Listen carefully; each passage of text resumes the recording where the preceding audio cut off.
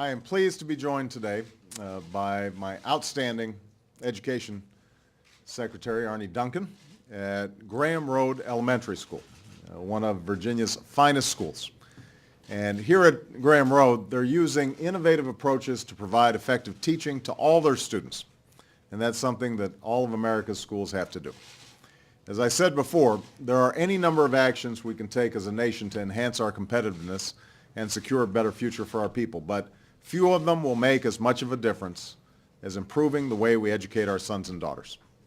Offering our children an outstanding education is one of our most fundamental, perhaps our most fundamental obligation as a country. And whether we meet that obligation not only reflects who we are as Americans, it will shape our future as a nation. And countries that out-educate us today will outcompete us tomorrow, and I refuse to let that happen on my watch. Now, it's clear that doing the same old things will not get the job done for our kids, or for America, or for our future. So when I took office, I asked Arne Duncan to work with states and local school districts to take on business as usual in our education system. And that's how the Race to the Top competition was born last July. It's a national competition among states to improve our schools. Over the past few months, we've seen such a positive response that today I'm announcing our intention to make a major new investment, more than $1.3 billion, in this year's budget to continue the race to the top. And this support will not only reaffirm our commitment to states engaged in serious reform, it will also expand the Race to the Top competition to include local school districts that are also committed to change.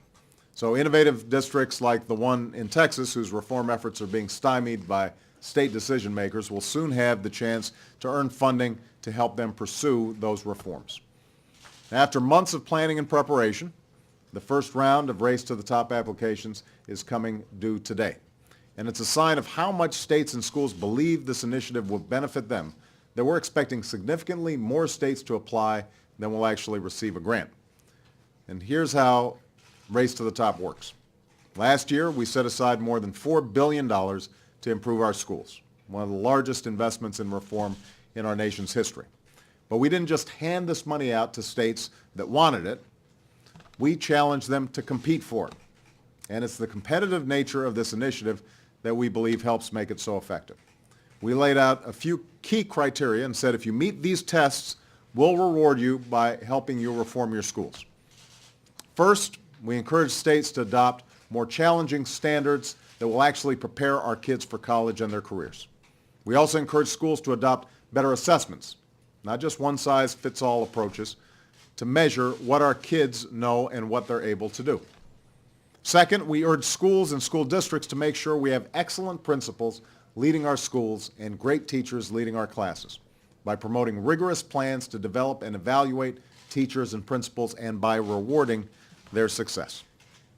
Third, we urge states to use cutting-edge data systems to track a child's progress throughout their academic career and to link that child's progress to their teachers so we know what's working and what's not working in the classroom. Fourth, we encourage states to show a stronger commitment to turning around some of their lowest performing schools. And even before states have received a single dime of taxpayer money, many of them have committed to instituting important reforms to better position themselves for a Race to the Top grant. 48 states have now joined a nationwide partnership to develop a common set of rigorous career-ready standards in reading and math. Wisconsin has enacted legislation permitting schools to link student achievement to the performance of teachers and principals. In Illinois, Louisiana, Tennessee, California, we've seen changes in laws or policies to let public charter schools expand and succeed. These are public schools with more independence that are formed by teachers, parents, and community members.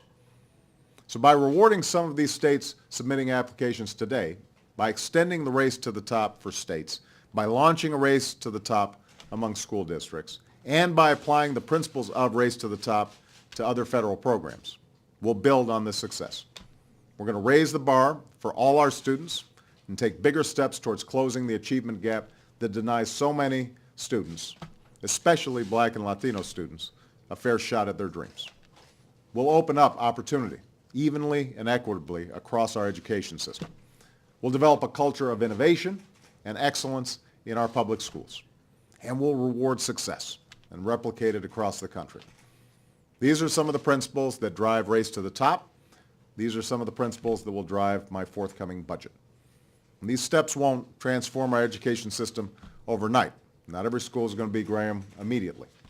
But they will help put us on a path to raise the quality of American education, to prepare our children to succeed in their lives, in their careers, and to secure America's success in the 21st century. That's a goal my administration will be focused on achieving in the months and years to come. Thanks very much, everybody.